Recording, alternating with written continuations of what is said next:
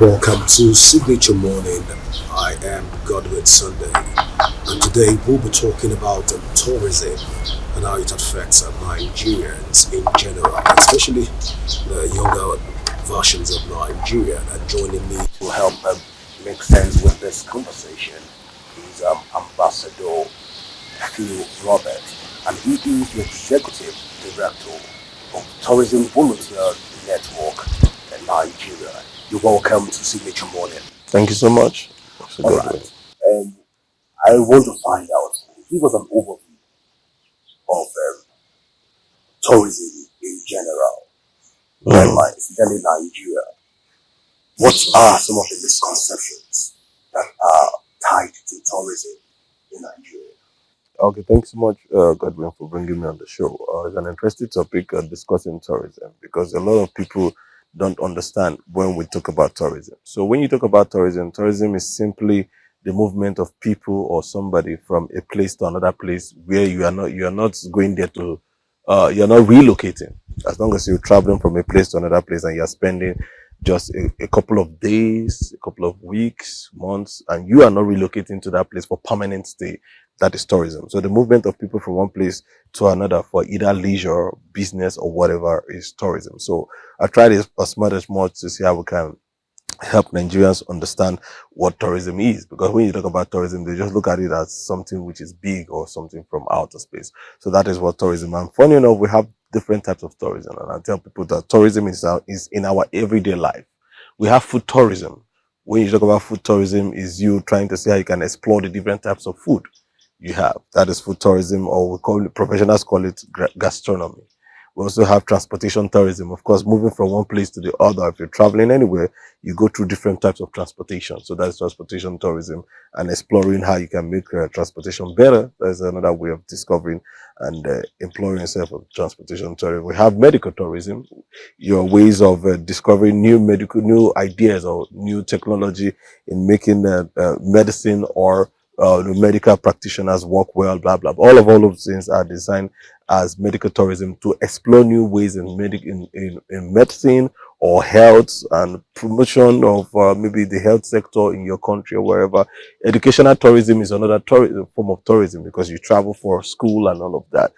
We even have sports tourism, football, athletics, Olympics, all of those things are sports. So tourism is dynamic. So we usually say tourism is life because tourism is in your everyday life. Entertainment, of course, is one of the biggest export of tourism in Nigeria. So Nigerians have been living in tourism. Nigerians have been doing tourism, but they've not been able to see how they can explore the business part of tourism, which is why Nigeria has been, people have been talking about diversification. How do we move out from oil and start seeing how we can make money from tourism? A lot of countries are already doing that, promoting their countries and encouraging people to come to their countries to invest and explore. When you watch a couple of TV stations, you see Explore Asia, Explore Ghana, Explore That's Rwanda. worldwide. All those things are tourism promotions. So a big shout out to Signature TV for deciding to see how we can explore Nigeria. So I think it's another angle I always speak to media people to see how they can explore. Because when you make your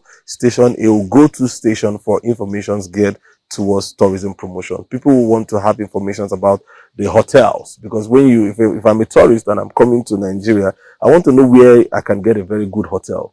I want to have the different types of hotels that I can stay, the destinations, where are the tourist attractions in Nigeria. If I come into Nigeria, where do I go? Where is this waterfall? What is different from my own country and your own country? Where can I get there? So any TV station or any media outreach that makes herself the prime organization for promoting tourism will basically get good business, because when people are traveling to a country, they want to get information about Oh, that country, and that's where tourism all right. thrives. So, Ambassador Phil, you've spoken so much about the Yeah, business part of tourism. tourism. We just dabbled into that. So you dabbled into the business part of tourism, which Yeah, I'm even coming back yeah, to you at this point. Looking at it from its generality, yeah. you will agree with me that it's possible for one to have a a home or Mhm. tourism behind your home, and you don't know the business part of Yeah. tourism. Now let's talk about the business part of it. What are some of the limiting factors that you think that will make or militate Nigerians not to want to delve into the business side of tourism? What are some of these factors?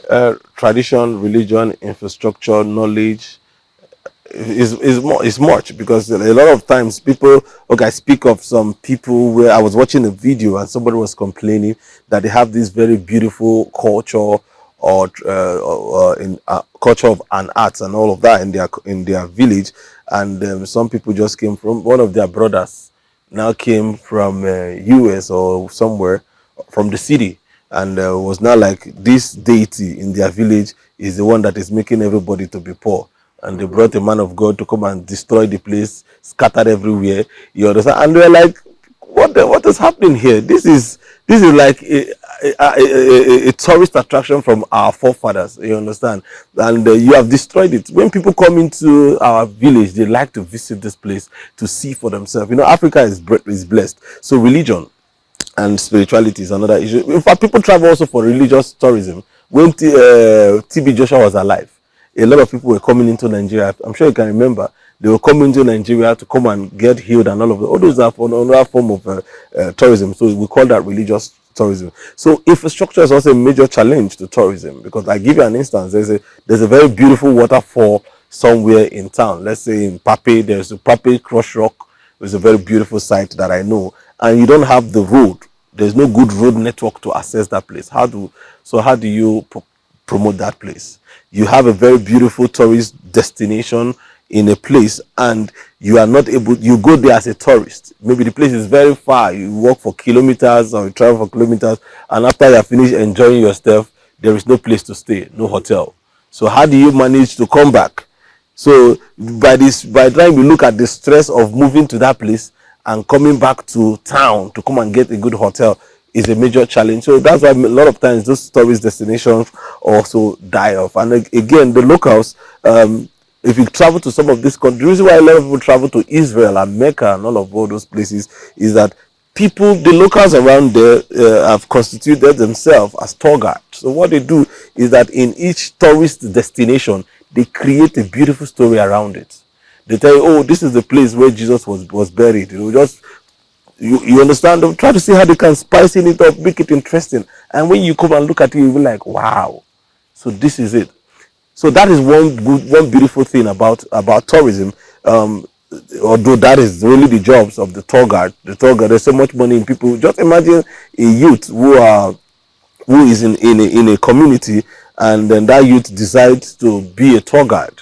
Let's say people travel into your community, and you tell them, each person, I will take you to this Pape Crush Rock. All you need to do is to pay me 10,000 naira. So imagine I'm a youth that stays in Pape, and every day I receive, let's say, 3 people who come to visit that Pape Crush Rock. I advertise it on social media. Oh, there's this beautiful place in Pape, blah, blah, blah. If 3 people come every day, that's 30,000 naira. So calculate 30,000 times 7 times in a week. How much is that? So that is another business angle of tourism. But like I said, the limitations we always have in Nigeria is, number one, religion, culture, infrastructure, the hospitality of the people there. Because if you want tourism to thrive, or hospitality to thrive in your community, you must have empathy. So that when people come into your community, they should be able to see how they should feel loved. That is the main thing. Once people come to your place, no matter how beautiful the place is, and the people are not receptive, they won't want to come back there. And another challenge again that people normally have is insecurity. So one of the reasons why I did a project 2 months ago, I trekked from Abuja to Delta State. We'll come back to that, your project. We'll come back to it, because I'll coming back to that, your project part of it. But then before you delve into that project, I know also that one thing I know about it, you for sure is that you have been at the forefront of youth advocacy. Of course, let's bring this back to your constituency, which is youth advocacy programs also. Yeah. Most youth in Nigeria won't want to dabble into tourism business for reasons best known to them. Now, let's look at this again. Do you think that the cultural part of tourism, or the business part of tourism, is is demographical sensitive. That is, it is one-sided. Youth are supposed to be excluded from the tourism business in general because youth are not seeing it from the light of a business angle. They're seeing it probably from a part of, okay, we're just doing this for the fun.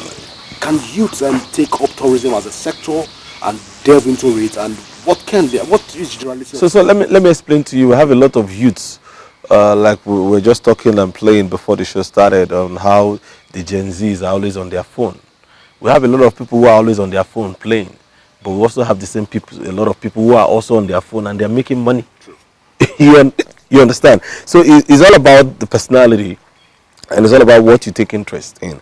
And most times I say the government also have a role to play, because if the government is also looking at on how they can diversify, take away people's attention from oil, from crude oil, which has a lot of corruption, which is why Nigeria is going through so much. And government wants to show people that there is so much money in your environment. I don't want to even call it tourism.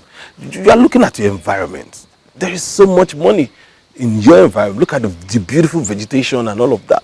There's a lot of things that people don't have in their own communities. You understand? So some people just want to take a time out.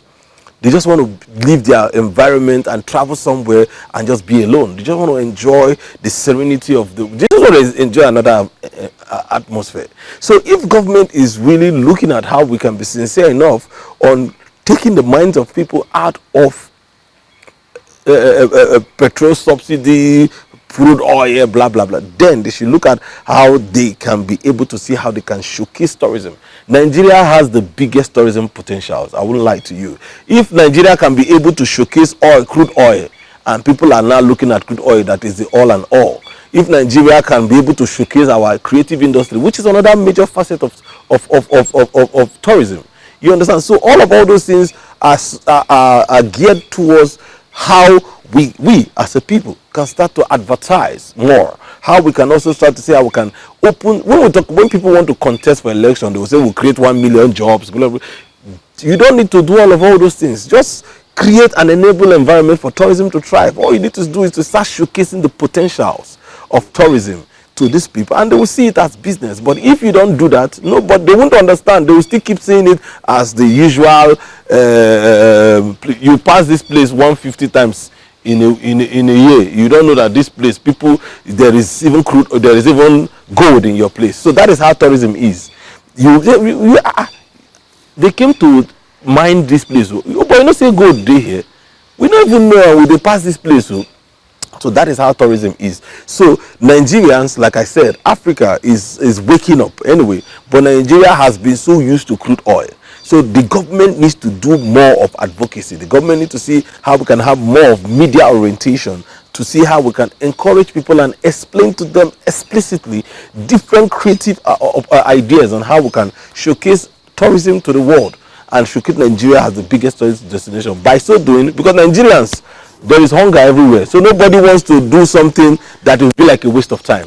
So when you can expose Nigerians that this thing, there is money in it, and it maybe create incentives for people. I give you an instance. If you design a creative way of promoting your community, government gives you 50,000 naira to do more. Why won't people start doing that instead of some of all this wastage that we are looking at in Nigeria? All right. So at this point, I want to ask, in the face of insecurity, all of this insecurity challenge that we're having right now across the country, would you still recommend for people to venture into tourism as a business? Would you encourage people to visit tourist location and destinations? Would you support the notion of do tourism in the face of this? Yeah, you are very right. But do you know that there is a place in the world called Russia and Ukraine? They are fighting. But people are still rushing to go there till now. People still want to visit there. There's a place that they have been fighting for so much, how many months now? It's called Gaza, with the Palestinians. The Israelis and the Palestinians are fighting. But people are still there. You understand? So that's what I keep explaining to even the US that we are running to. Every day you hear that they kill somebody, there's gun duel and all of that. A lot of people are still rushing to the US. So a lot of times I blame the media for the woes and the challenges of Nigeria.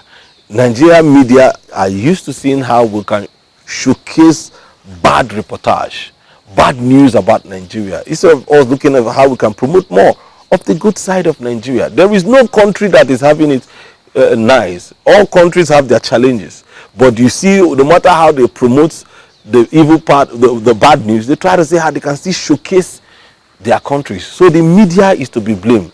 You understand? The media has promoted insecurity as if immediately you enter Nigeria, Boko Haram will kill you.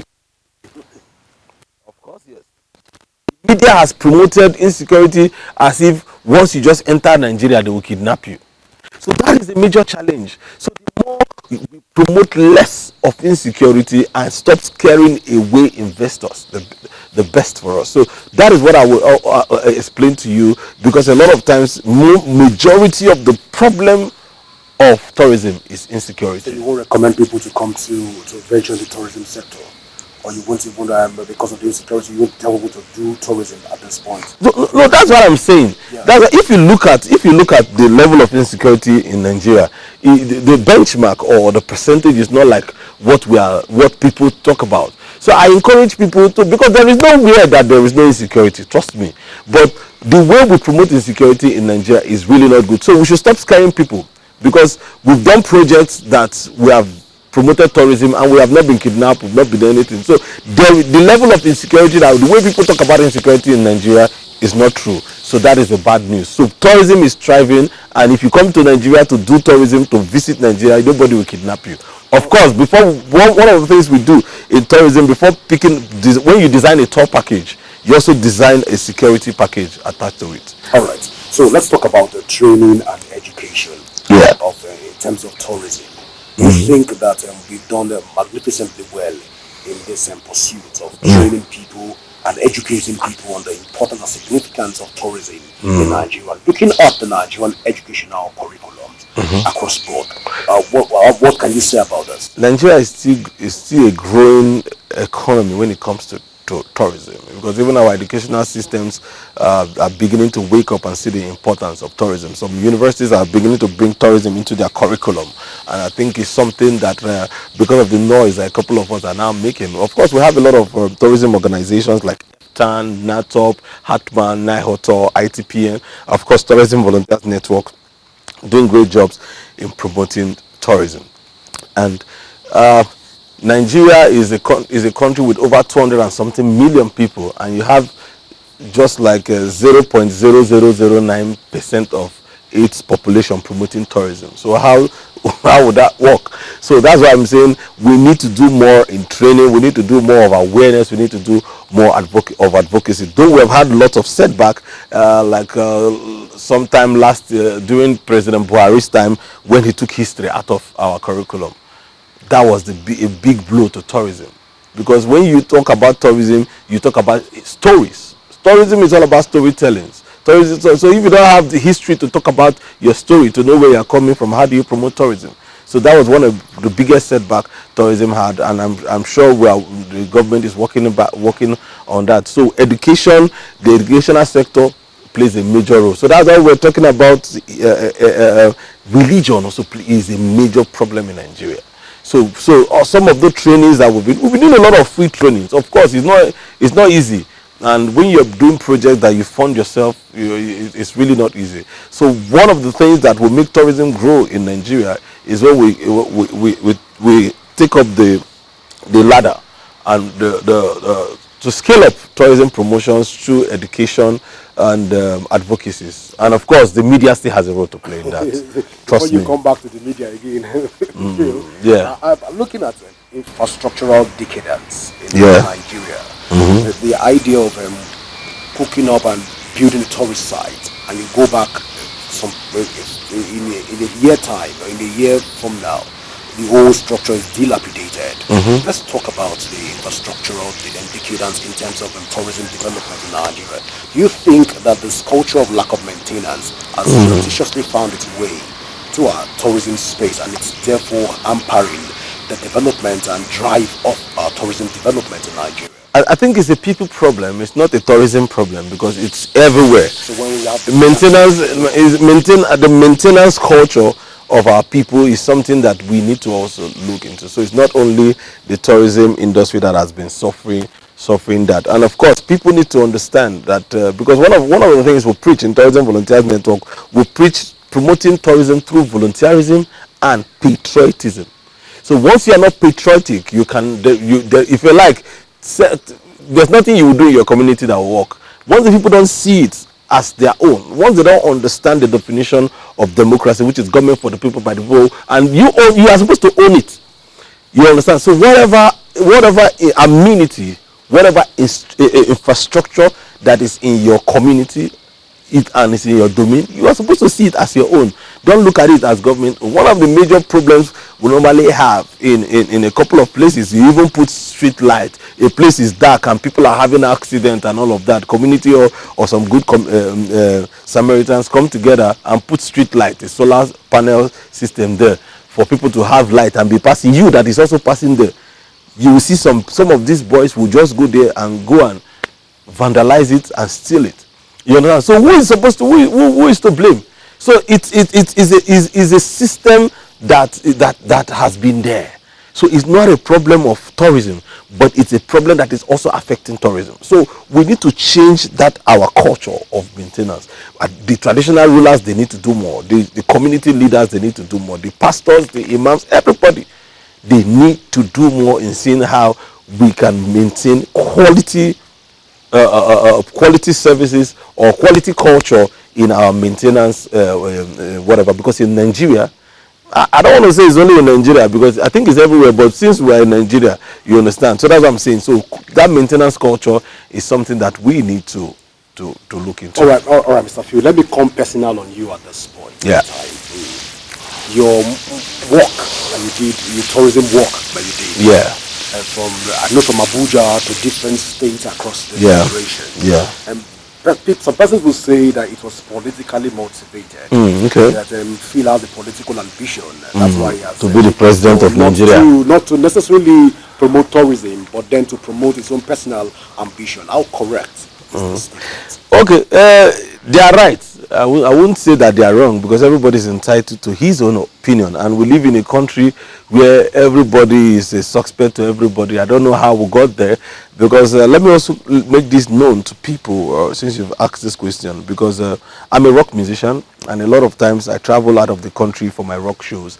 And when I travel to some of those countries, once you get to the mouth of the plane, you see people coming to meet you. Oh, they want to take you to this tourism site, they want to show you this, they want to show you that. And while you're even driving in the streets of their countries, you're seeing different flags of those different flags and colors of the country. But when you come back to Nigeria, it's different. You get down to the mouth of the plane here in Nigeria, immigration is holding you, custom, police in your own country.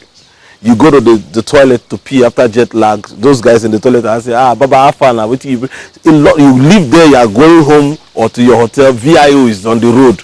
You understand? So I'm like, what's happening? Why can't we imbibe some of all these things? We travel out of the country and we see it. We come here to come and say, hey, Dubai is this.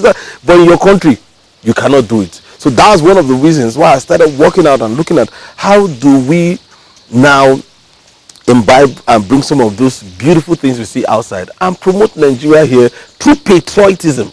I was looking at, well, how can we be patriotic enough to promote Nigeria? And as a musician, a lot of times I started looking at, if you listen to my songs, I do lyrics that are geared towards national development.